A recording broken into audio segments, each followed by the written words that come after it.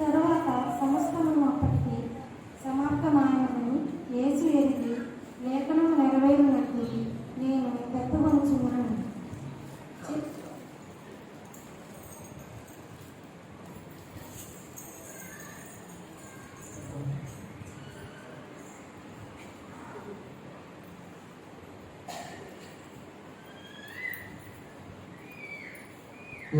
వార్త 19వ అధ్యాయం 28వ వచనం. అటు తరువాత సమస్తమును సమాప్తమైనదని యేసు ఎరిగి. ఎందుకు అటు తరువాత అంటున్నారు? ఇప్పుడు మనం వాక్యం విన్నాం కదా, చీకటి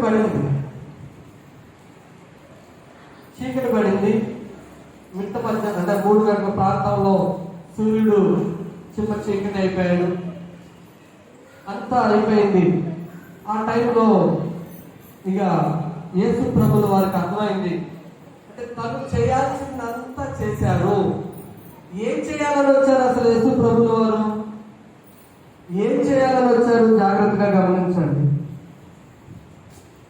లూకా సువార్త 19వ అధ్యాయం 10వ వచనం. ఏం చేయాలని వచ్చారు యేసు ప్రభుల వారు? అసలు ఏం చేయాలని వచ్చారు? 19:10 లూకా సువార్త. నశించిన దానిని వెదకి రక్షించిన కొరకు యేసు ప్రభుల వారు వచ్చారు. చాలు, నశించిన దానిని వెదకి రక్షించడం కొరకు. ఇంతకు ముందు ఉన్న వాక్యంలో యేసు ప్రభుల వారు ఏం చేశారు? తన చెయ్యి వదిలేసి, జాగ్రత్తగా వినాలి, తన చెయ్యి వదిలేసి ఇప్పుడు ఎవరి చేతులు తండ్రి చేతుల్లో పెట్టాడు? మన చేతులు తండ్రి చేతుల్లో పెట్టాడు. పెట్టేయటం అయిపోయింది. అయిపోయిందా కాదు? పెట్టేయటం అయిపోయింది. తండ్రి చేతుల్లో పెట్టేసారు, అయిపోయింది. అందుకనే తను చేయాల్సిన పని సంపూర్తి చేసేసినట్లు, తను ఎందుకైతే వచ్చారో దాన్ని నిర్వర్తించినట్లు. అసలు ఆయన ఎందుకు వచ్చారు అంటే నశించిన దానిని వెతికి రక్షించడానికి, అలాగే సువార్త ప్రకటించడానికి. శిష్యులకు చెప్తారు, మీరు సర్వలోకంలోకి వెళ్ళి పరలోక రాజ్యము సమీపించి ఉందని ప్రకటించండి. ఆయన కూడా సువార్త చెప్తారు. నేను ఎందుకు వచ్చానంటే నశించిన దాన్ని వెతికి రక్షించడానికి వచ్చాను, అలాగే పరలోక రాజ్యము సమీపించి ఉన్నది అది కూడా చెప్పేశారు. పరలోక రాజ్యం సమీపిస్తా ఉంది. ఇప్పుడు ఏం చేయాలి? మనందరికి కావాల్సిందేంటి? మారు మనస్సు. మనందరికి కావాల్సిందేంటి? మారు మనస్సు. ఎవరైతే మారు మనస్సు పొందుతారో వారి చేతిని దేవుడు ఏం చేస్తాడు? తండ్రి చేతికి అప్పచెప్తాడు. వారి చేతిని మాత్రమే, ఎవరు పడితే వాళ్ళ చేతి కాదు, తండ్రి చేతికి అప్పచెప్పేది. ఎవరైతే మారు మనసు పొందుతారో, ఎవరైతే యేసు ప్రభువు వారిని స్వరక్షకుడిగా అంగీకరిస్తారో వారిని తండ్రి చేతిలో పెడతాడు. తండ్రి చేతిలో ఏముందంటే సురక్షితంగా ఉండే స్థలం ఉంది. అక్కడ తండ్రి చేతిలో పెట్టేశాడు. తండ్రి చేతిలో పెట్టిన తర్వాత ఏమంటున్నాడు? లేఖనము నెరవేరినట్లు, అంటే తను నెరవేర్చినట్లు ఆయన ఎందుకైతే ఈ భూమి మీదకి వచ్చారో, ఆయన ఎందుకైతే ఈ భూమి మీదకి పంపించబడ్డారో, తండ్రి చేత ఎందుకైతే ఈ భూమి మీదకి వెళ్ళమని చెప్పబడ్డాడో దాన్ని నెరవేర్చడానికి సంపూర్తి చేసేశారు. అలాగే సిలువను కూడా సంపూర్తి చేశారు. గుర్తుపెట్టుకోండి, సిలువలో పడ్డ శ్రమలను కూడా సంపూర్తి చేశారు. అన్నిటినీ సంపూర్తి చేసి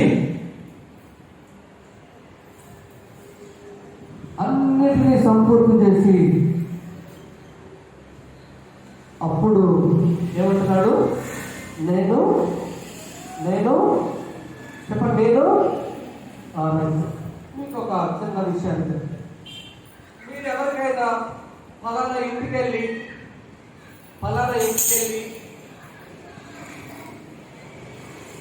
నేను చెప్పిన సమాచారం కొద్దిగా చెప్పండి అని అంటే మనం వెళ్తాం, ఆ సమాచారాన్ని చెప్తాం. చెప్పిన తర్వాత ఏం చేస్తాం చెప్పండి? వాళ్ళు ఇచ్చిన మంచినీళ్ళు అవుతారా తాగరు? చెప్పొచ్చేస్తారా? కనీసం మంచినీళ్ళు కూడా ఇరా మనకి.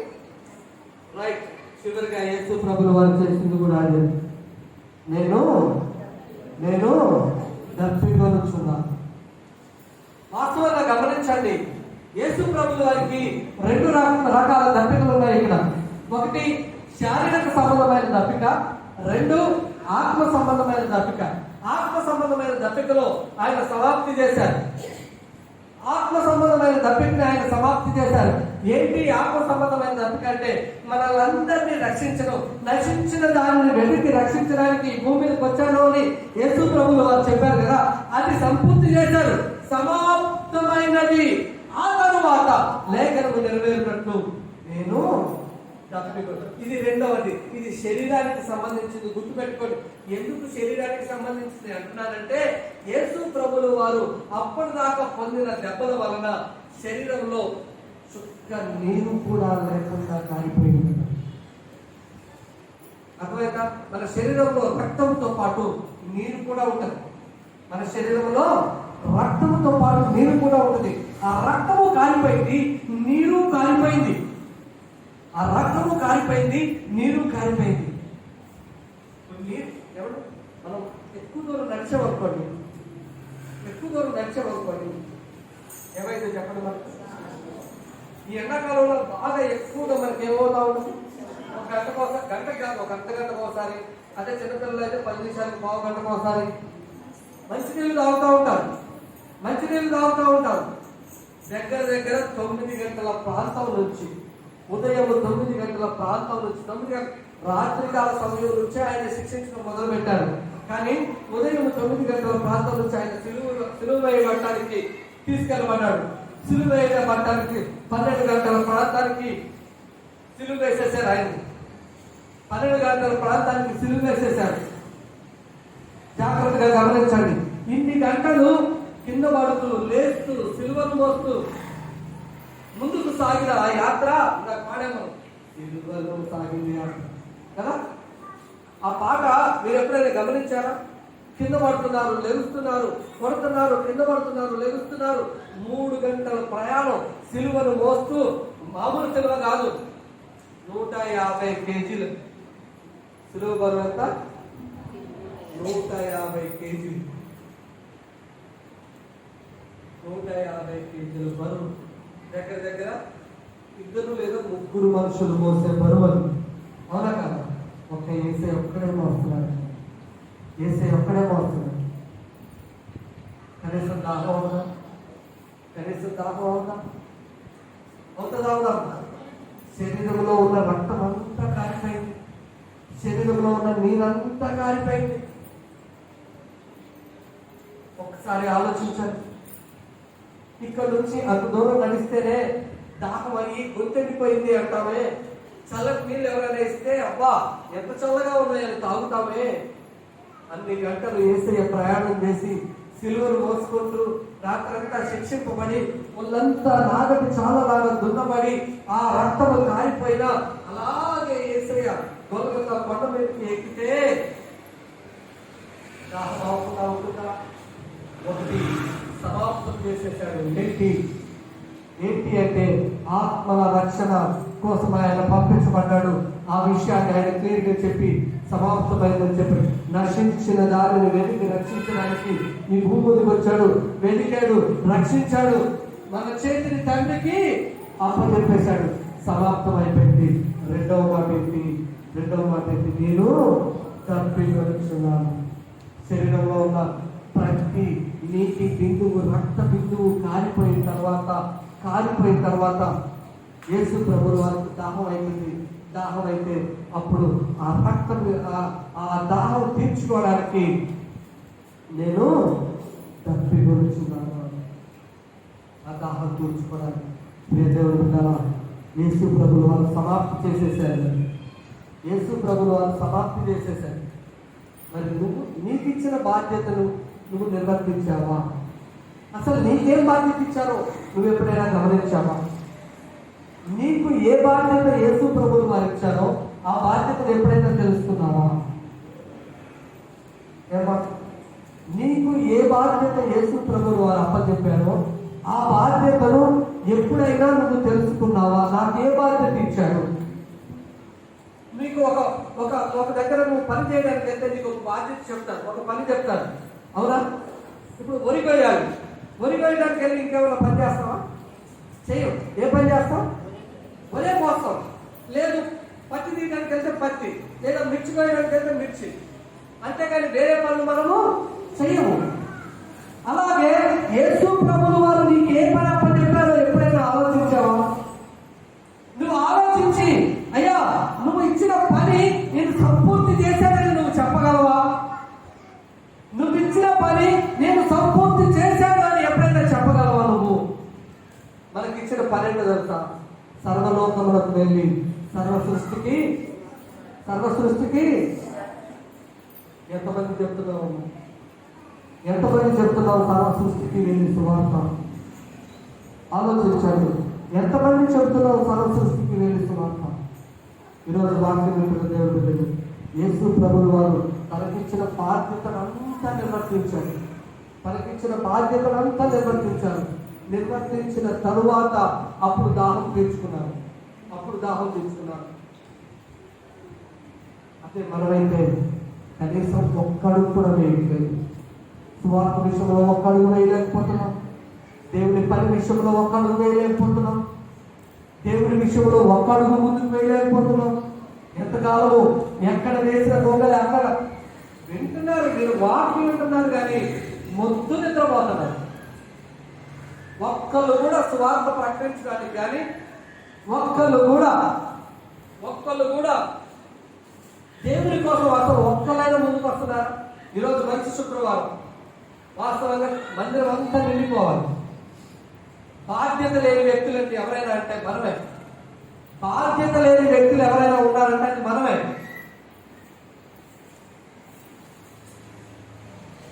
జాగ్రత్త దేవుని మీద. ఇకనైనా మారుమనసు పొందు. దేవుడిచ్చిన బాధ్యతను నెరవేర్చడానికి సిద్ధపడు. ఎందుకు సిద్ధపడకపోతే మనం నరకానికి వెళ్ళిపోతాం. ఎందుకంటే పరలోక రాజ్యము సమీపించి ఉన్నది. పరలోక రాజ్యంలో చేరాలంటే నీకు అప్పచెప్పిన బాధ్యతను నువ్వు సమాప్తి చేయాలి. ఏం చేయాలి? మనము సమాప్తి చేయాలి. ఇకనైనా మారుమనసు పొందుతాం. ఏసై వైపుకు తిరుగుదాం. మోకరించండి. ప్రభువా నన్ను క్షమించు అయ్యా. మీరు సమాప్తి చేశారు కానీ మేము సమాప్తి చేయలేదు. దయచేసి మమ్మల్ని క్షమించవా, దయచేసి మమ్మల్ని మన్నించవా. ప్రార్థన చేద్దాం. దయచేసి నన్ను క్షమించు. ఈ 5వ మాట కోసం ప్రార్థన చేద్దాం. 5వ మాట కోసం ప్రార్థన చేద్దాం. నన్ను క్షమించవా. మీ సేవలు చూస్తూ ప్రార్థన చేద్దాం. నిర్మలమ్మ ప్రార్థన చేద్దాం.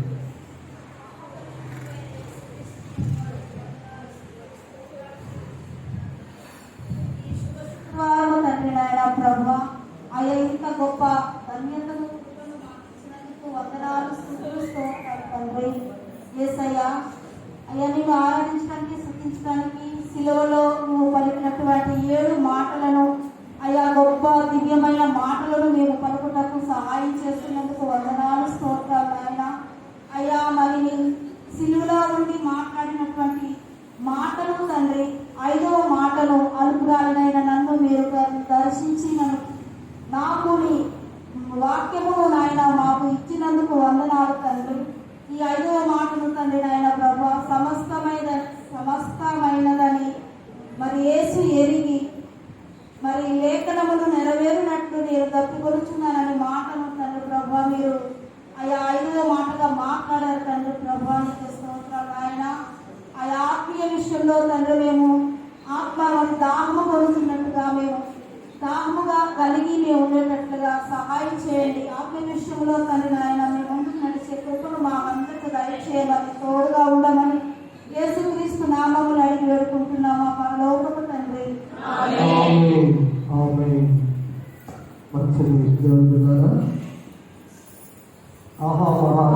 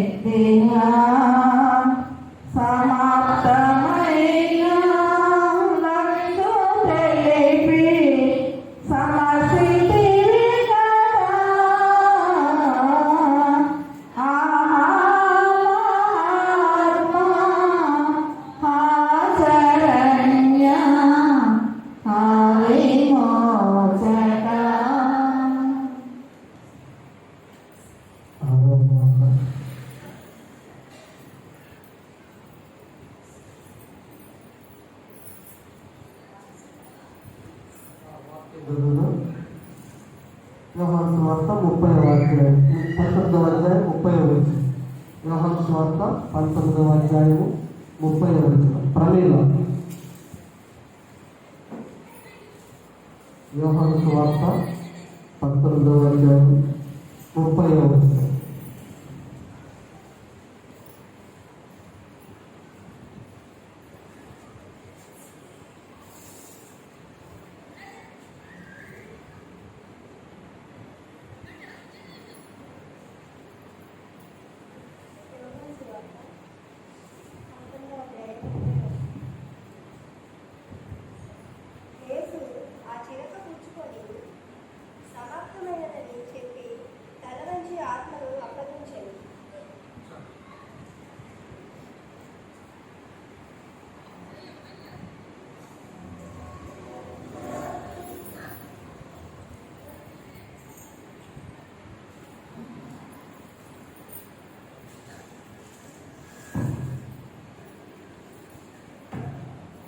స్తోత్రం. యేసు సిలువలో పలికిన 6వ మాటగా ఏమని మాట పలికారండి? యేసు ఆ చిలక పుచ్చుకొని 5వ మాటగా దప్పికొనుచున్నాను అని చెప్పారు. యేసు ప్రభు దప్పికొనుచున్నాను అని చెప్పినప్పుడు వాళ్ళు ఒక చేదు చిరకని యేసు ప్రభు వాళ్ళకి తాగనిచ్చారు.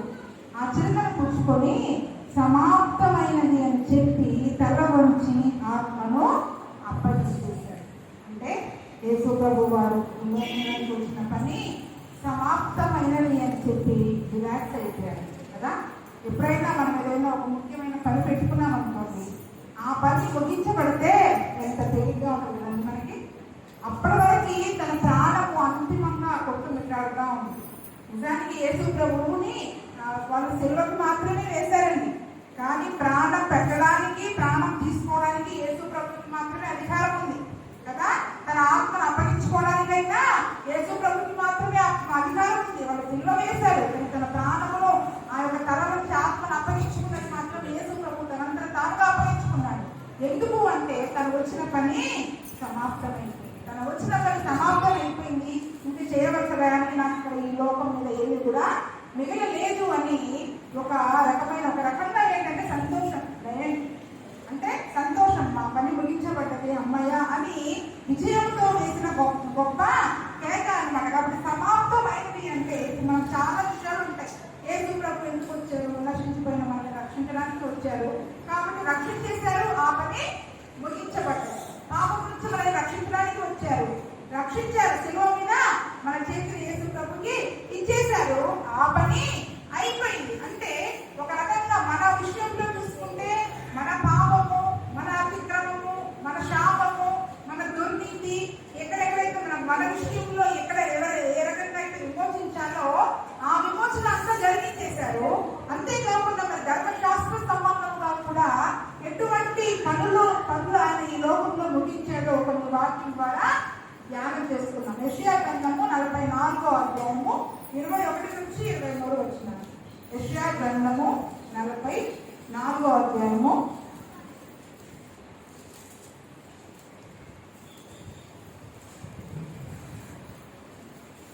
21 నుంచి 23 వరకు.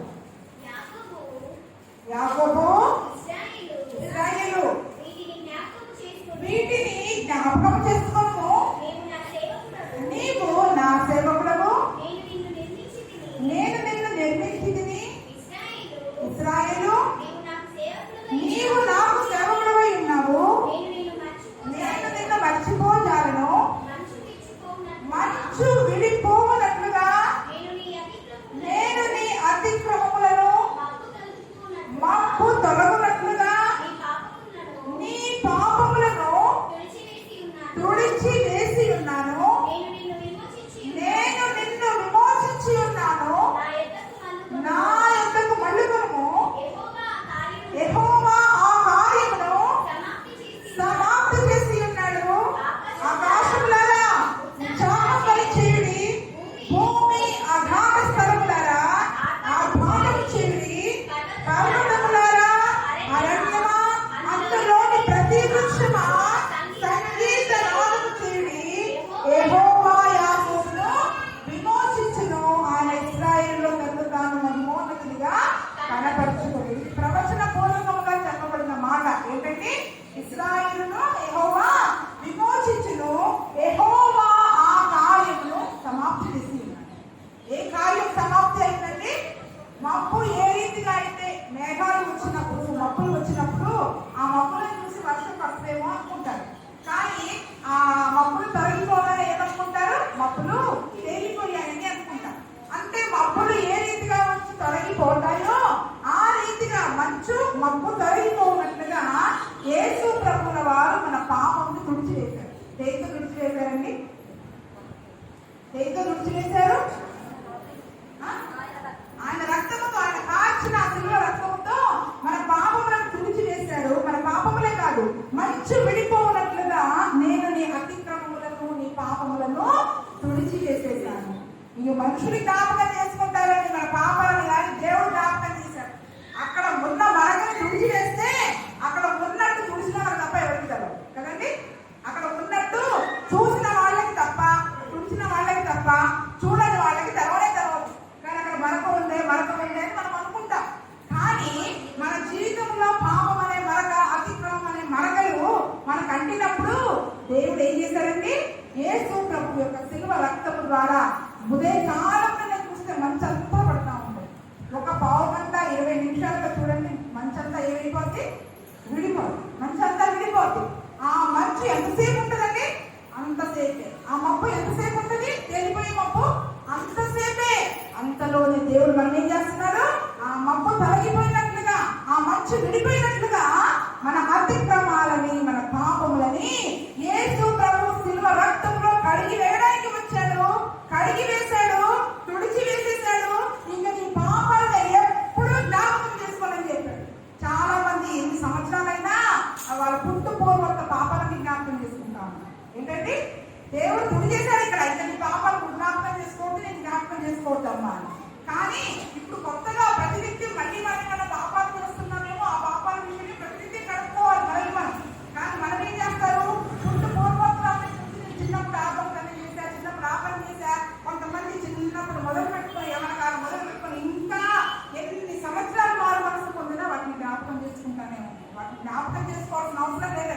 ఏసే తుడిచివేసేశాడు. మనము కాకపోతే ఆయన నా పాపాలు తుడిచివేశాడని చెప్పి మళ్ళీ పాపం చేయకుండా మళ్ళీ మనం ఏమైనా చేస్తున్నామేమో వాటిని బట్టి మనల్ని కడుగుకుంటూ ఉన్నాం. కాబట్టి మన పాపపు మరకను తుడిచివేయడానికి యేసు ప్రభు వచ్చాడు. ఆ శిలువ రక్తం చేత తుడిచివేసేశాడు. ఇక అపవాది మన పైన రాయబడిన ఆ మరణ పత్రము చూపించి, ఇదిగో మీ బిడ్డలు పాపం చేశారు, వాళ్ళు నాకు దాసులు, మరణానికి దాసులు అని అపవాది చెప్పడానికి అవకాశం లేకుండా ఆ పాపము శిలువ రక్తంతో తుడిచివేసి, అపవాది చూడడానికి లేదు, మనం చూడడానికి లేదు, దేవుడు కూడా వాటిని తుడిచివేసి దేవుడు వచ్చిన పనిని ఆ తుడిచివేయడానికి వచ్చాడు. రక్తం దేనికి వచ్చాడండి? ఇప్పుడు యేసు ప్రభు రక్తం కారితేనే, ఆ రక్తంతో కడగబడితేనే ఆ పాప మరకలు పోతాయి. ఎన్ని చెవికాలు పెట్టి కడిగినా, ఎన్ని హార్ట్ పెట్టి కడిగినా, ఈ లోకంలో దొరికే ఎన్ని రకాల మందులు తీసుకొచ్చి కడిగినా ఆ మరక మన పాప మరక పోదండి. మన పాప మరక పోవాలి అంటే యేసు ప్రభు రక్తం మాత్రమే, యేసు ప్రభు రక్తం ద్వారా మాత్రమే సాధ్యం. కాబట్టి ఆ యేసు ప్రభు శిలువ రక్తం ద్వారా ఏమంటున్నాడు? మంచు వెళ్ళిపోవునట్లుగా నీ అతిక్రమములను, మబ్బు తరువునట్లుగా నీ పాపములను తుడిచివేసి ఉన్నాను, నేను నిన్ను విమోచించి ఉన్నా. ఇంకా నువ్వు ఇప్పుడు పాపిని కాదు, నా బిడ్డవి, నా సొంతవి. ఇప్పుడు అపవాదికి దాసులని కాదు, లోకానికి దాసులని కాదు, ఇప్పుడు నా బిడ్డవి. నా దగ్గరికి రా, నువ్వు నా దగ్గరికి రా, నీకోసం శిలువలో చనిపోయా, నీ పాపాలను తుడిచేశా. ఎవరు యేసు ప్రభు దగ్గరకు వచ్చి అయ్యా నా పాపాలని రక్తంలో కడగవా అంటే వాళ్ళందరి పాపాలను కడిగేసి యేసు ప్రభు వచ్చిన పనికి సాదృశ్యంగా మనందరినీ కూడా ఆయన బిడ్డలుగా చేసుకుంటున్నాడు. కాబట్టి ఏమని పిలుస్తున్నాడు ఆయన?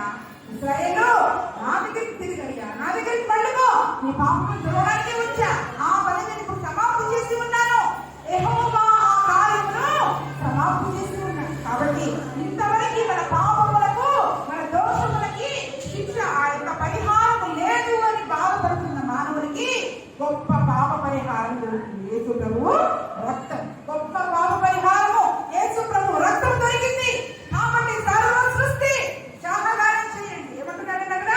ఆకాశములారా ఉత్సాహం చేయండి, భూమి అగాధ స్థలములారా ఆర్భాటం చేయండి, పర్వతాల అరణ్యమా అందులోని ప్రతి వృక్షమా సంగీత గానము చేయండి. ఇంతకాలం ఈ పాపము నుంచి, ఏ పాపం నుంచి మనుషుడు విమోచన లేకుండా ఆ బంధకాల చేత బాధించబడుతున్నాడు.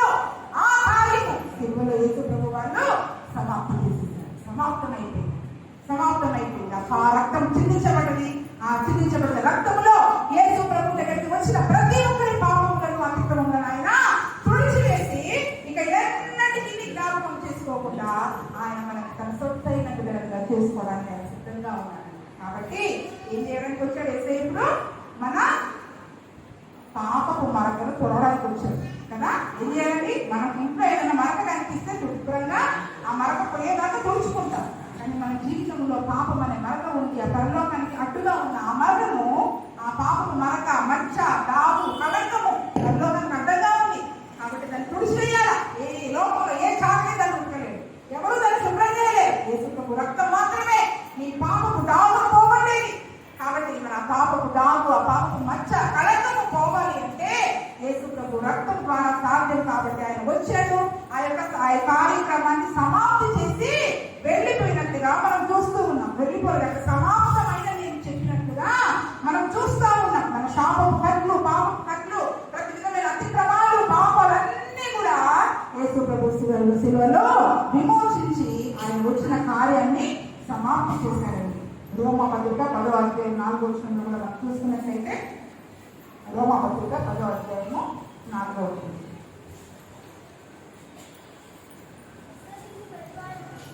విశ్వసించు ప్రతివానికి నీతి కలుగుటకై క్రీస్తు ధర్మశాస్త్రమునకు సమాప్తి అయి ఉన్నాడు.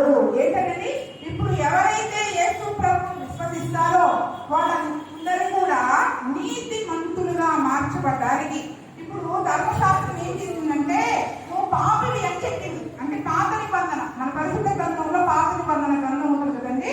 పాత నిబంధన, కొత్త నిబంధన అని ఉంటుంది. అయితే ఈ పాత నిబంధన మనిషికి ఏం చేసిందంట, నువ్వు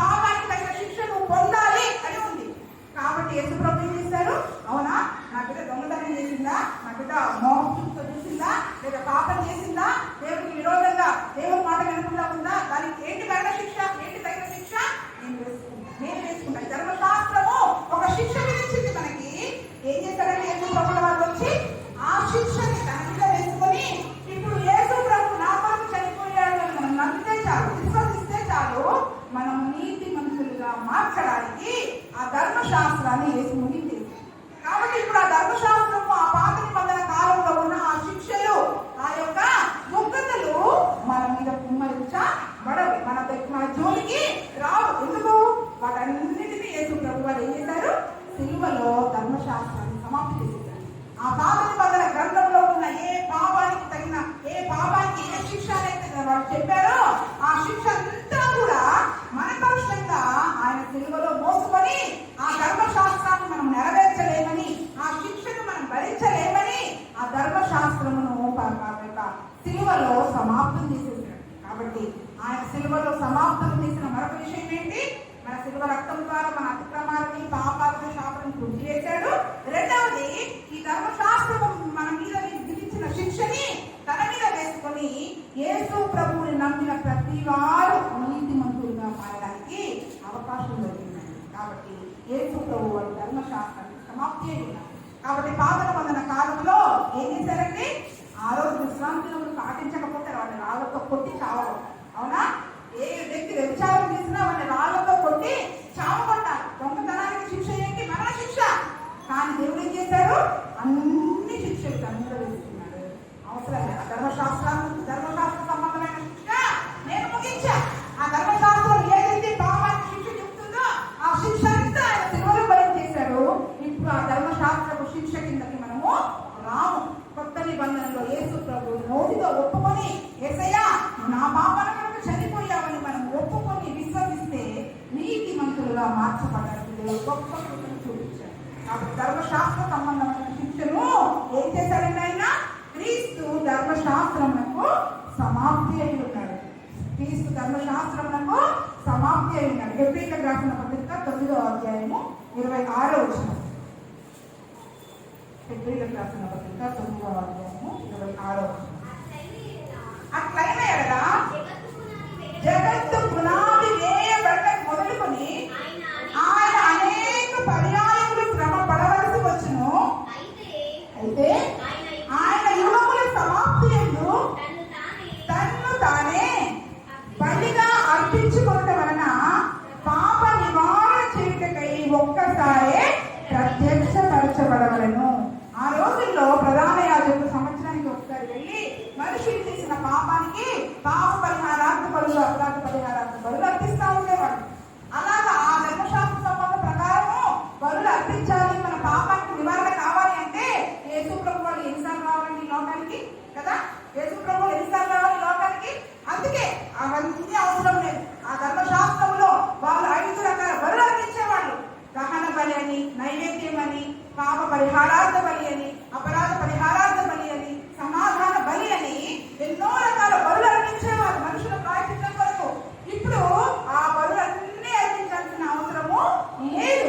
కాబట్టి ఏం చేశాడంట? యుగముల సమాప్తి యందు తన్ను తానే బలిగా అర్పించుకోవడం వలన పాప నివారణ చేయుటకై ఒక్కసారి ప్రత్యక్షపరచబడ్డాడు. ప్రతిసారి ఆ రోజుల్లో పాపం చేసిన ప్రతిసారి ఎవరు పాపం చేసినా గొర్రె పిల్లను, పావులను తీసుకుని వెళ్ళి పాప పరిహారాలు బలి అర్పించేవాడు. ఇప్పుడు అటువంటి బలులకి అవసరం లేదండి. యుగముల సమాప్తి యందు, ఆ యుగ సమాప్తి యందు యేసు ప్రభు ఒకసారి లోకానికి వచ్చాడు. ఒక్కసారి లోకానికి వచ్చి అన్ని బలులకి ప్రాయశ్చిత్తము, అన్ని పాపాలకి ప్రాయశ్చిత్తము చేసేసి ఆయన తన్ను తాను అర్పించుకోవడానికి ప్రత్యక్షపరచబడ్డాడు. అంటే ఇప్పటి వరకు ఆ పాత నిబంధన కాలము, ఆ యుగము అనేది ముగియబడింది. అందుకని యేసు ప్రభుతో పాటు ఏం మొదలైందండి? కొత్త శకం ప్రారంభమైంది. క్రీస్తు శకము, క్రీస్తు పూర్వము, క్రీస్తు తోటి యుగ ఆరంభము అనేది జరిగింది. యుగముల అంతమంది తను ప్రత్యక్షపరుచుకున్నాడు. ఆ యేసు ప్రభు ద్వారా ఒక క్రొత్త శకము, క్రొత్త యుగము అనేది ప్రారంభమైంది. ఇప్పుడు చరిత్ర ఆధారం తీసుకోవాలంటే క్రీస్తుకు ముందు, క్రీస్తు పూర్వము, క్రీస్తు శకము అని చెప్పుకుంటా ఉంటాం కదా. ఏది BC అని చెప్పుకుంటా ఉంటాం. అంటే యేసు ప్రభు ఒక రకంగా చూసుకున్నట్లయితే ఆయన యుగ పురుషుడు అని చెప్తారు. ఏంటంటే ఆయన యుగ పురుషుడు. ఆ యుగానికి అంతవరకు ఉన్న ఆ పాపానికి పాప పరిహారార్థంగా తను తాను ప్రత్యక్షపరుచుకొని అన్ని సమాప్తం చేసేసి ఆయన చక్కగా సమాప్తమైన సిలువలో పలికేసి ఆయన పరలోకానికి వెళ్ళిపోయాడు. తన ఆత్మను అప్పగించుకొని ఈ లోకంలో తనకి ఆత్మ ముగించుకుని వెళ్ళిపోయాడు. మరి ఈ విధమున దేవుడు మనకు అప్పగించిన పనిని కూడా మనం ఏం చేయాలంటే ముగించాలి.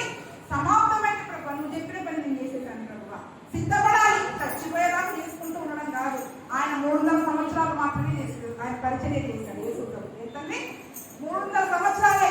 దేవుడు నీకు ఇచ్చిన పని నువ్వు ఎంతకాలంలో ముగిస్తావో అది నీ చేతుల్లో ఆధారపడి ఉంది. అది నీ చేతుల్లో ఆధారపడి ఉంది. ఒక ఆత్మను రక్షించి సర్వలోకానికి వెళ్ళి సర్వ సృష్టికి సువార్తను ప్రకటించండి.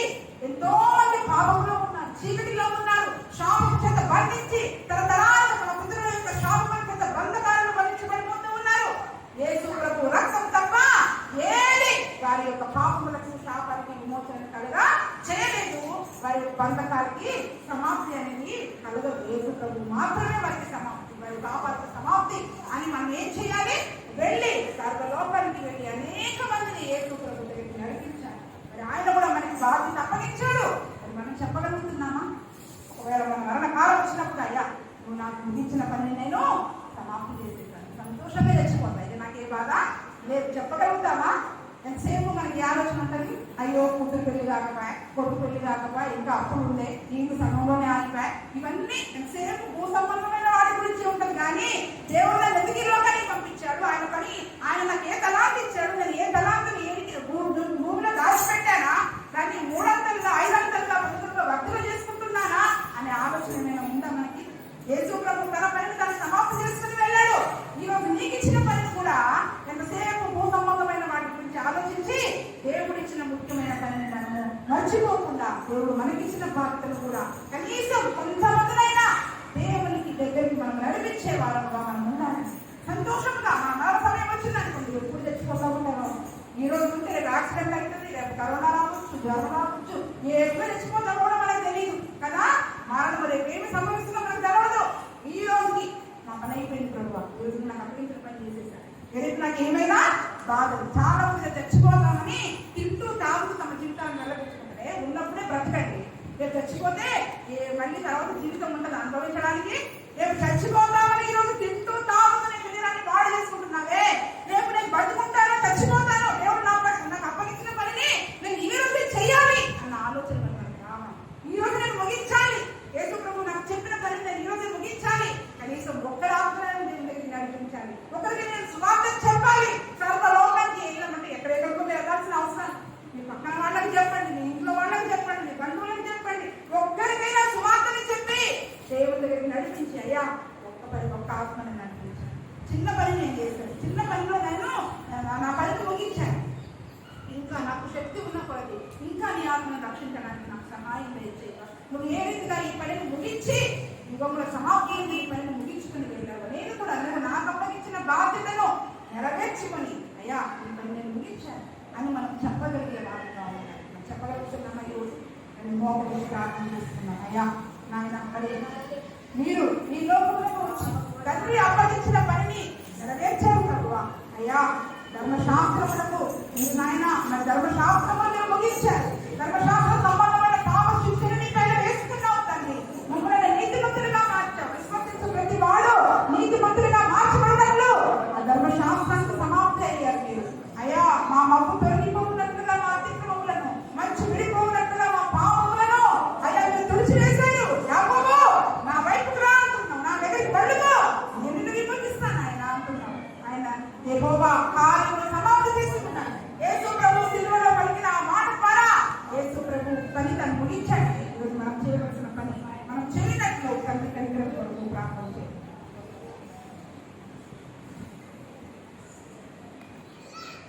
ఆరవ మాట కోసం, ఆరవ మాట సమాప్తమైనది. ఈ ఆరవ మాట కోసం అకుల ప్రార్థన.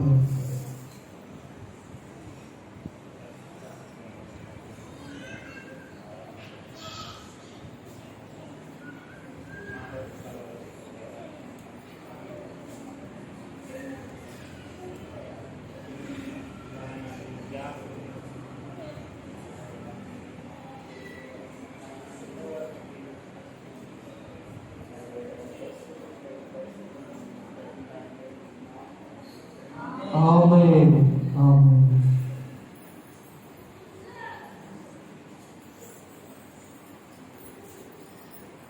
ఏడవ శరణం.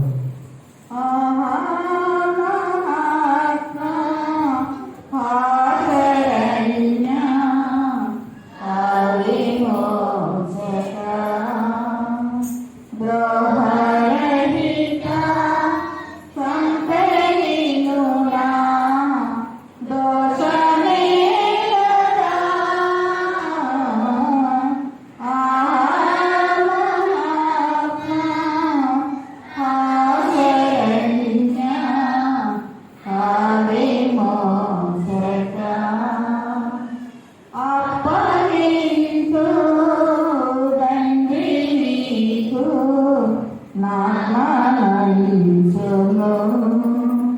గొప్ప ఏర్పాటంబు చేసి కూలిపోతివా.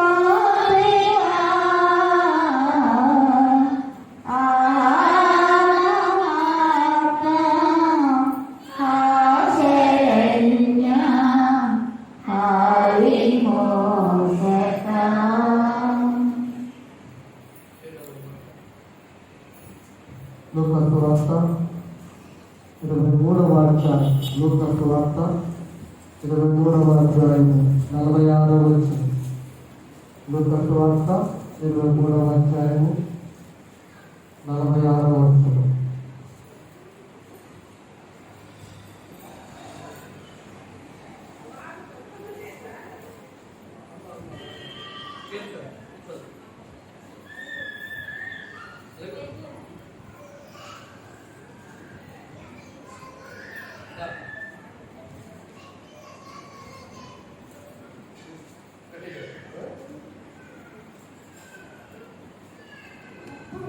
యేసు గొప్ప శబ్దముతో కేకవేసి, తండ్రి, నీ చేతికి నా ఆత్మను అప్పగించుకొనుచున్నాను. ఆయన ఇలాగ చెప్పి ప్రారంభించాడు.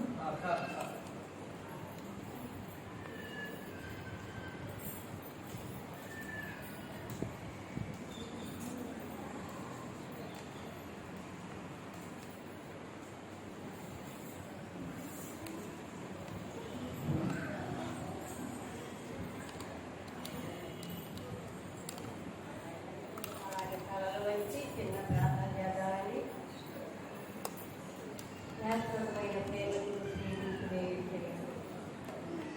నైనా ఈ సంవత్సరం శివ జ్ఞానము చేరి శివును మీ సేవలను ధ్యానించటకు ఇచ్చిన సమయం బట్టి నేను శివుడి మాటగా ధ్యానిస్తున్నామయ్యా. మా అందరి హృదయం ఒకవేళ ఇంతవరకు చూడకపోతే మీ కట్టు చూసినట్టుగా సహాయం చేయండి. మాతో మాట్లాడండి అయ్యా. కొన్ని నిమిషముల పాటు మీ కృపను నాయన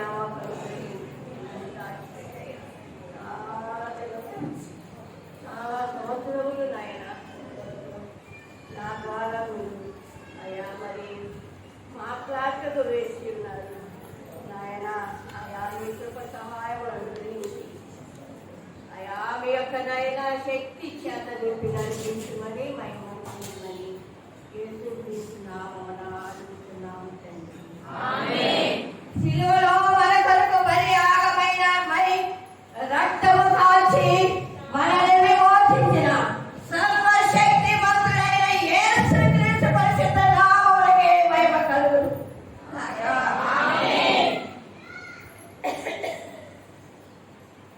యేసుక్రీస్తు నామమున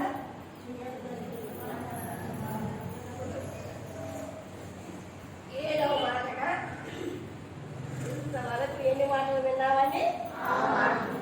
ఎవరన్నా చెప్పగలరా? వరుసగా ఎవరన్నా 6 మాటలు చెప్పగలరా? 7వ మాటలో ఉన్నాము.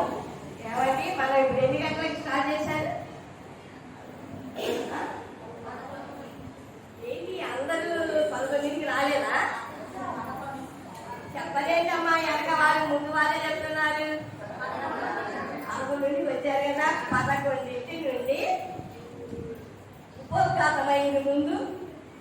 అంటే యేసు ప్రభు శిలువ వరకు వచ్చిన విషయాన్ని తెలియపరచడం జరిగింది. తరువాత ఇప్పటి వరకు 6 మాటలు. ఎన్నండి? ఇప్పుడు చెప్పండి 6 మాటలు.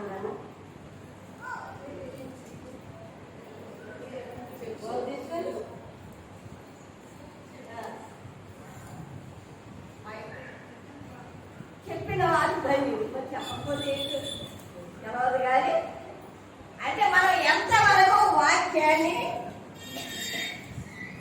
విన్నాము, ఎంతవరకు వాక్యం మన హృదయంలో ఉంది. యేసయ్య మాటలను విన్నాము. 7 మాటలు నా హృదయంలో నిలిచి ఉన్నాయి అని అనటానికి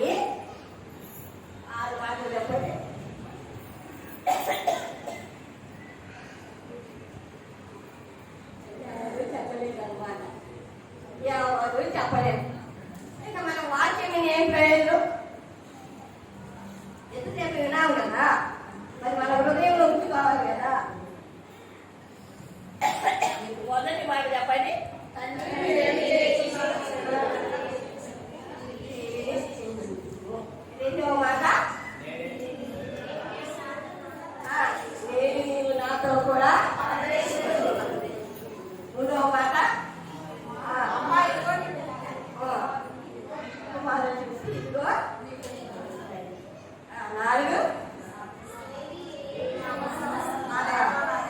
నా దేవా దయచేసి చేయి. 5 తప్పికొనుచున్నాను. 6 ఇప్పుడు 7వ మార్కు వచ్చామని అందరి పొత్తులు అయితే చెప్పేశాం. ఎవరి అందరి పొత్తులో చెప్పాము. హృదయంలో ఈ యొక్క మాటలను మనం రాసుకోవాలి. హృదయం అనే పలక మీద ఈ మాటలు ఉండాలి. ఎప్పుడూ ధ్యానిస్తూనే ఉండాలండి. ఒక్కసారి ఇప్పుడు జ్ఞాపకం చేసుకుంటున్నాము, కానీ ఎప్పుడూ జ్ఞానపూర్వకంగానే మనం ఉండాలి. ఏంటండి ఇప్పుడు మన మాట చూడండి, నేను చదువుతారు. అప్పుడు రమారమి మధ్యాహ్నమై. ఏంటండి రమారమి మధ్యాహ్నం అయిందండి. అంటే ఉదయం నుండి ఏసే శిలువలోనే ఉన్నారు. మధ్యాహ్నం వరకు ఏసే 7 మాటల్లో ఏ మాట కూడా పలక లేదు. 7 మాటల్లో ఏ మాట కూడా పలకలేదు. మధ్యాహ్నం నుండి ప్రారంభమైన మాట 12 గంటల నుండి 7 మాటలు మాట్లాడారు. అందుకని ఇక్కడ అప్పుడు రమారమి మధ్యాహ్నమాయను అది మొదలుకొని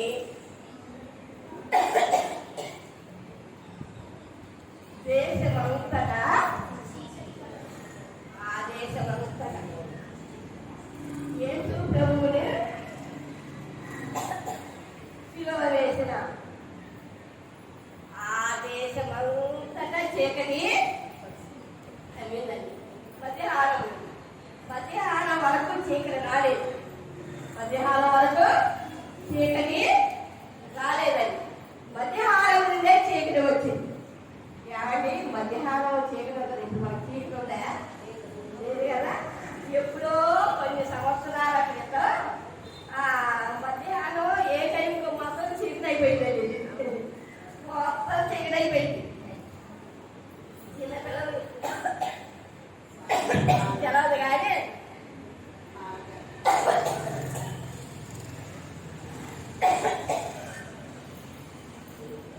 చిన్నపిల్లలకి తెలవదు కానీ చిన్నపిల్లలు మరి చిన్నపిల్లలు కాదు. 30-40 సంవత్సరాల వాళ్ళకి తెలవదు.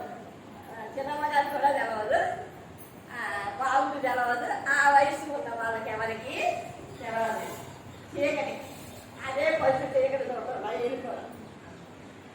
కనుక చీకటి అయిపోయిందండి. ఫోన్లు వచ్చేస్తాయి, అన్ని అచ్చులు కాకులు అరుస్తున్నాయి.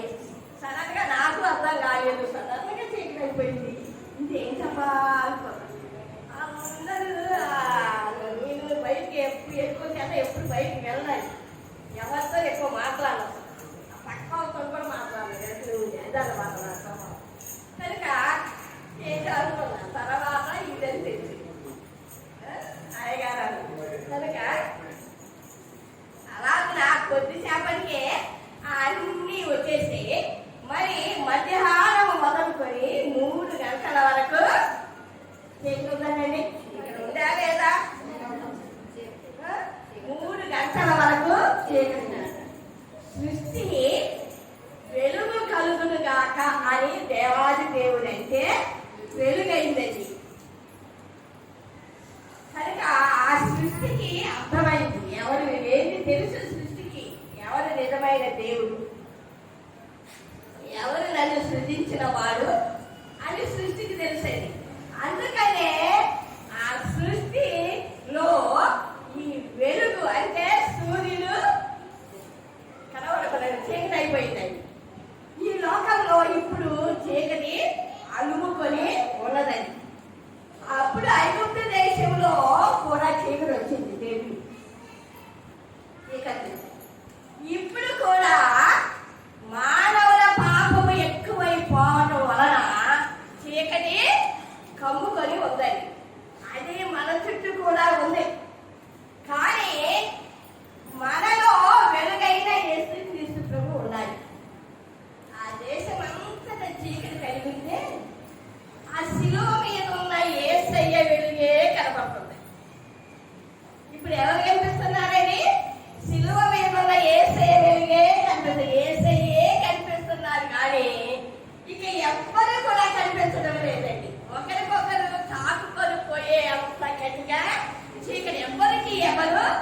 కనిపించేలాగా లేదు.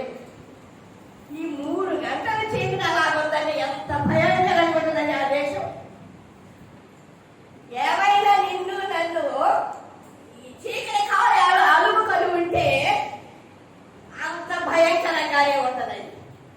ఏ చీకటి కూడా మన దరికి రాకుండా ఉండాలని యేసుక్రీస్తు ప్రభు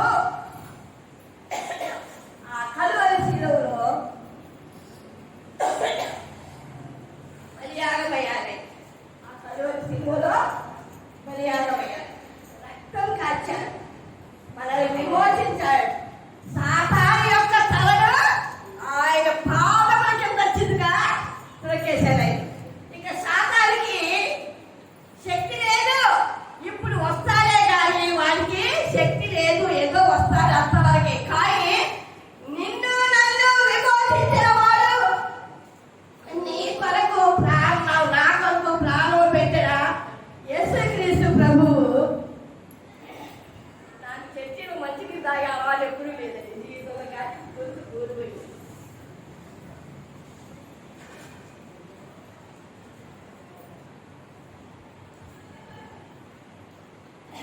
కనుక ఆ విమోచకుడు మన దగ్గర ఉన్నాడండి.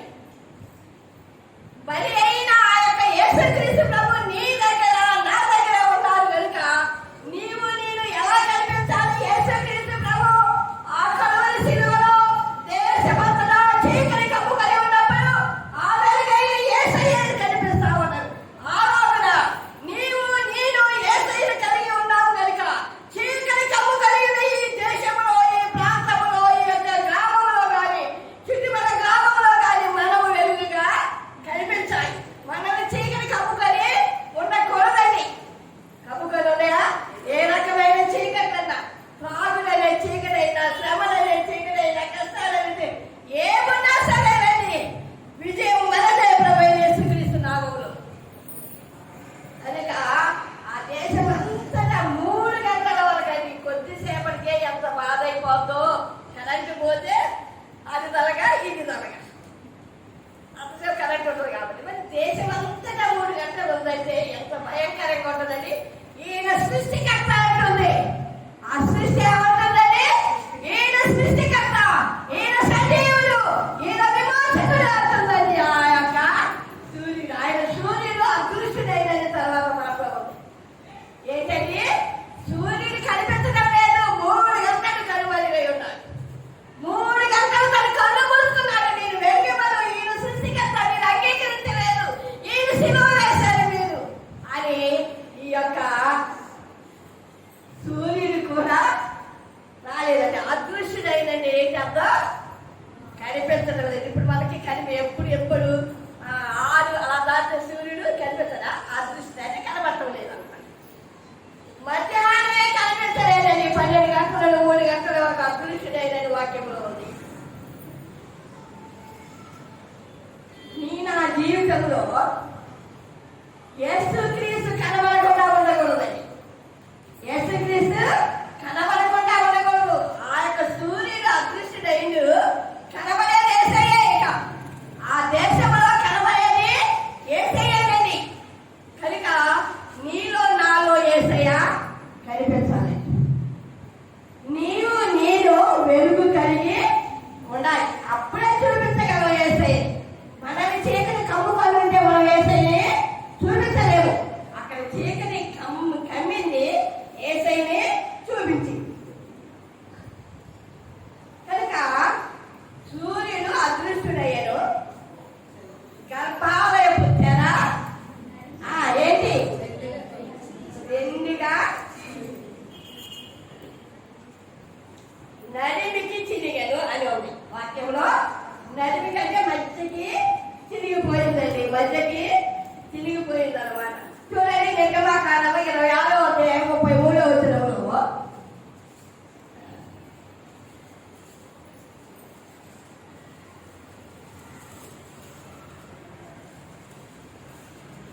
త్వరగా తీయాలి.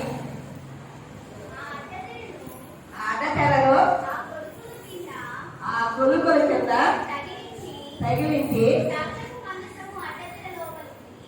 సాక్ష్యపు మందసము అడ్డతెర లోపలికి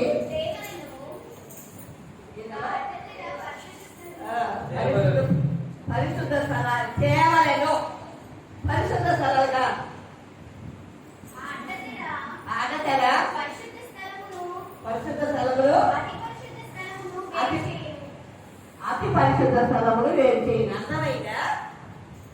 పరిశుద్ధ స్థలము అది పరిశుద్ధ స్థలం అని అడ్డ తెర ఉండేది. అయితే అతి పరిశుద్ధ స్థలానికి పరిశుద్ధ స్థలాన్ని అడ్డ తెర వేరు చేసేదని. అది కొలుకులకి తగిలే తెర ఉంది.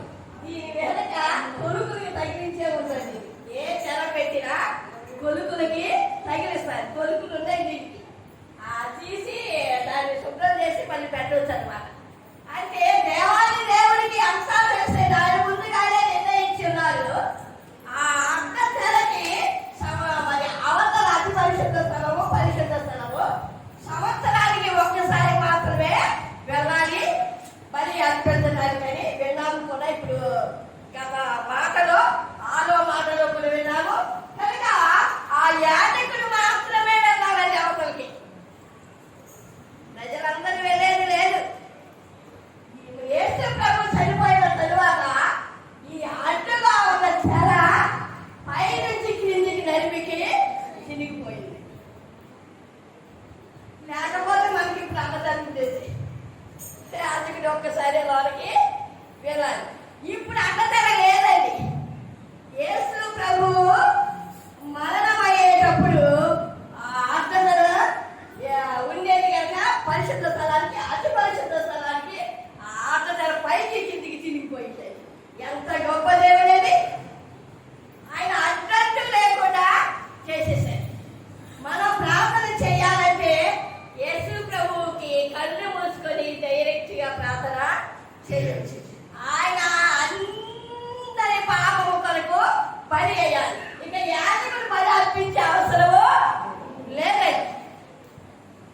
మన కొరకు అందరికీ అర్పించేసాడు కనుక మనకి డైరెక్ట్ గా ఇక అడ్డు లేకుండా మనం ప్రార్థన చేసుకోవచ్చు. ఎంత గొప్ప భాగ్యం అండి! ఎంత గొప్ప భాగ్యము! యేసయ్య మనకి ఇచ్చిన మరి ఎంత కృపని. ఆయన చనిపోతూ మనకు అడ్డనేది లేకుండా తీసేశారు. మనకు అడ్డనేది లేకుండా తీసేశారండి. తర్వాత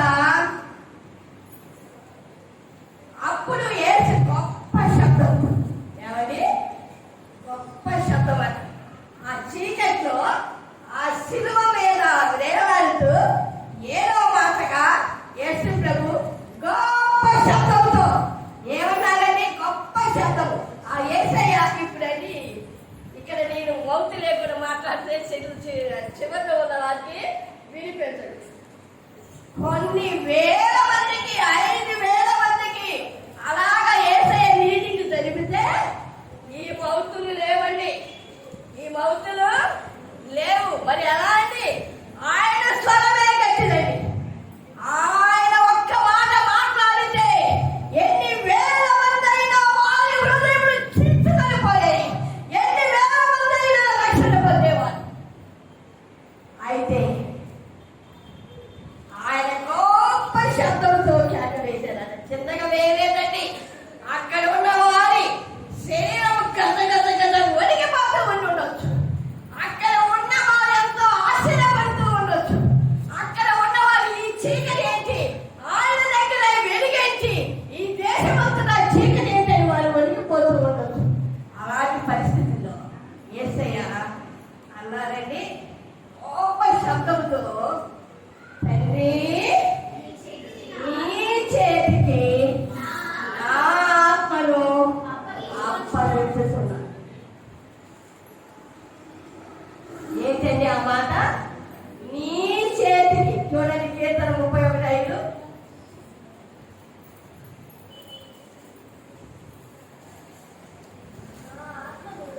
నా ఆత్మను నీ చేతికి అప్పగించుతున్నాను.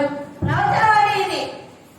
ఇదేంటి ప్రవచనం? భక్తుడు దావీదు కాదు, కొన్ని సంవత్సరాలకు ముందే ఆయన ప్రవచించి ఉన్నారు. నీ చేతికి నా ఆత్మను అప్పగించుతున్నానని యేసయ్య అన్నారు. ఏదో మాట. ఎందుకంటే ఆయన అప్పగించుకోగలడు. ఆయన ప్రాణాన్ని మరలా తీసుకోగలడు. ఆయనకు ఆ అధికారం ఉందండి. ఆయనకి ఆ అధికారము యోహాను సువార్త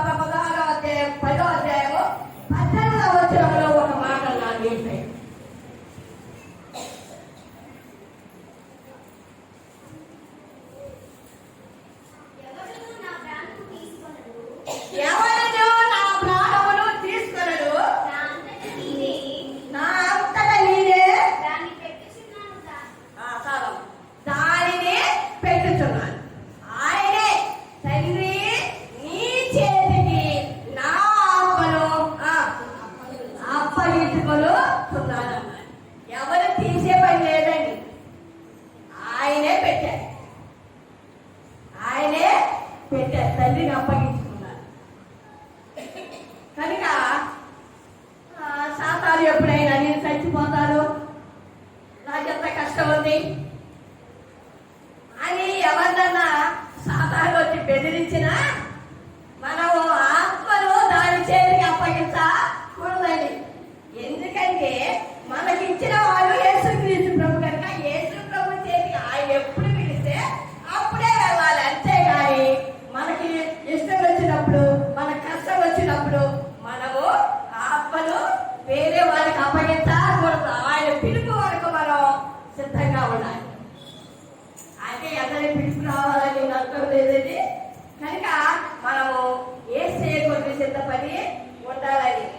ఏమన్నారు?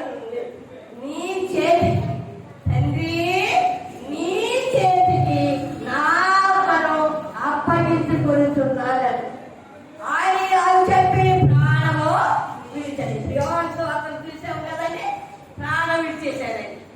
7వ మాట కూడా అయిపోయింది. అప్పుడు ఎలా ఉందంటే అక్కడ ఉన్నవారు అది చూసి అధిపతి మనుషుడు నిజముగా, ఈ మనుషుడు నిజముగా నీతిమంతుడై ఉండేనని చెప్పారు. అక్కడ ఉన్న మరి శతాధిపతి ఈయన నిజముగా నీతిమంతుడు అన్ని చూసిన తరువాత, ఆ జరిగినదంతా చూసిన తరువాత ఈయన నీతిమంతుడై ఉన్నాడని అంటాడు. ఆయన నీతిమంతుడని, లేకపోతే కొట్టేవారిని మరి అన్ని రకాలుగా బాధించిన వారిని ఆయన ఏమనలేదు. ఎంత గొప్ప తండ్రి, అంత గొప్ప తండ్రిని మనం కలిగి ఉన్నాం. ఈయన నీతిమంతుడని మనకు తెలుసు, మన కొరకు రక్తం కాచారని తెలుసు, మన కొరకు ప్రాణం పెట్టారని తెలుసు. మనం ఎందుకు ఇంకా ఆత్మీయంగా ముందుకు సాగలేకపోతున్నాము? కొంతమంది ఇంకా రక్షణ పొందకుండా ఎందుకున్నారు? పాపలన్నీ వెళ్ళిపోవాలని ప్రతి సంవత్సరం ధ్యానిస్తూ ఉన్నాం. ప్రయోజనమే ఏసైతే సంపూర్ణంగా హృదయం ఉంచుకోకుండా ఉంటే ప్రయోజనం ఏంటి? ఎన్ని సంవత్సరాలు మనం ధ్యానించిన ప్రయోజనం ఉన్నది. ఎన్ని సంవత్సరాలు చిన్నమ్మ గారు ఆయన చిన్నయ్య గారు చెప్పిన ప్రయోజనం ఉన్నది. ఎందుకంటే ఇది సరిగ్గా రావట్లేదు కాబట్టి. కనుక అంటే నేను చెప్తే వస్తుంది కాదు, వాళ్ళిద్దరి పేరు ఎందుకు చెప్తున్నారంటే వాళ్ళు చెప్తున్నారు కనుక. ఇంతగానో మరి యేసు ప్రభు మనతో మాట్లాడారు. ఇదిగో చూడండి, శతాధిపతి ఈయన నిజముగా ఏమన్నాడు? నీతిమంతుడు అన్నాడు. ఎందుకంటే ఆయనలో ఆ వెలుగు ప్రకాశిస్తూ ఉన్నది. చీకటి వాళ్ళను అలుముకొని ఉన్నా ఆ వెలుగు ప్రకాశిస్తూ ఉన్నది. ఆయన నిజముగా నీతిమంతుడే అని వారు నోటితో ఒప్పుకుంటున్నారు. మరి మన పట్ల యేసయ్య ఎన్నో కార్యాలు జరిగిస్తూ ఉంటే మనం ఎందుకు ఆయన నా కొరకు చనిపోయి నన్ను రక్షించారు, నా పాపములను క్షమించారు అని సంపూర్ణంగా యేసయ్యను మన హృదయంలో ఎందుకు నేర్చుకోలేకపోతున్నాం?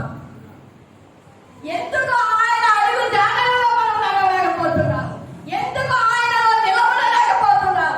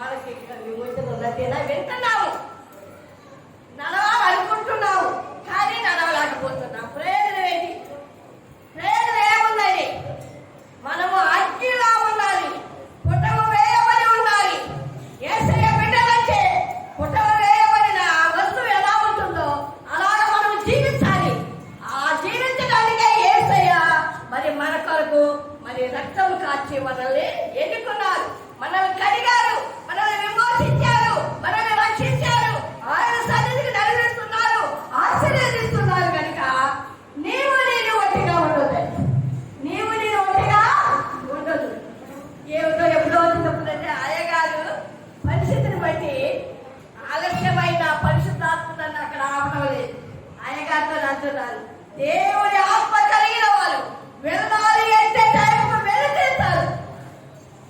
నేను బాబు చెప్పిన ఒక్క మాట ఏదో వాళ్ళు మాట్లాడతానన్నా ఇక మాట్లాడే పని లేదు. చెప్పమని బాబు తయారు చేస్తానేమన్నాను కానీ నేను చెప్పింది ఒకటి. ప్రేమల బిడ్డలారా, యేసు ప్రభు త్వరగా రాలేన్నారు. ఈ దినాన 2000 సంవత్సరాల క్రితమే ఆయన మరణించారు. మనం ధ్యానిస్తూ ఉన్నాము. మరి మన హృదయం కడగబడ్డదా? మన హృదయం తెరవబడ్డదా? మన హృదయంలో యేసు మరి వెలుగైన యేసుక్రీస్తు ప్రభు వచ్చారా? వస్తే వెలుగుగా ఉండాలని మనం వెలుగుగా ప్రకాశించాలి. ఆ విధంగా మరి మనం జీవించాలి. అందుకే యేసయ్య నిన్ను నన్ను విమోచించాలని. చాలా మంది గుండె కొట్టుకొలుచు వారు బాధపడుతున్నారంటే నీకు నిజమైన దేవుడే, ఈయన రక్షకుడే. కనుక మరి మనం ఏం చెప్తామని చాలా టైం అయింది. 3కి అసలు క్లోజ్ అవ్వాలి. 3:10 అయిందండి. ఎందుకంటే యేసయ్య 3కి క్లోజ్ చేశారు. 7 మాటలు అయిపోయినాయి. కనుక 3కి 7 మాటలు అయిపోయినాయండి. ప్రభువైన యేసుక్రీస్తు నామములో మహిమ కలుగును గాక. చేసుకోవాలని నీ కొరకు నా కొరకు బలి పశువుగా మార్చబడిన ఆ యేసుక్రీస్తు ప్రభువు కొరకు నేను వెలుగుగా జీవించాలి. ఆయన మహిమ వచ్చేటట్టుగా నేను జీవించాలి. ఆయన నన్ను విమోచించాడు. నా వాడ ఎంతమంది చీకటిలో మగ్గిపోతూ ఉన్నారు. నా వాడ ఎంతమంది రక్షణ లేకుండా ఉన్నారు. అటువంటి వారందరూ గత కాలంలో నేను ఉన్నట్లుగా ఎంతమంది ఉన్నారు. వారు ఇప్పుడు నేను ఉన్నట్లుగా ఉండాలి. వారందరూ యేసయ్యను అంగీకరించాలి. నేను అలాగ మరి వారిని నడిపించడానికి జీవిస్తాను తండ్రి అని తీర్మానం చేసి అక్కడ అధిపతి కూడా ఈయన నీతి మంతులంటున్నారు. అక్కడ ఉన్న వారందరూ కూడా ఆశ్చర్యపడుతూ ఉన్నారు. మనం ఇంతకుముందు చెప్పినప్పుడు నిజముగా ఈయన నీతి మంతుడి కనుకనే ఇలా చెప్తూ ఉన్నారు అని అనుకోవాలండి. రక్షణ లేదు వారు అందరూ ఆయన కార్యాలు చూసి ఆశ్చర్యపడాలి. ఆ విధముగా మనం జీవించాలి. అలా జరగడానికి ఎక్కువ ప్రార్థన సంఘం చేయాలి. సిద్ధపడతామా? 7 మాటలు అయిపోయినాయండి. శిలువ ధ్యానం అయిపోయింది.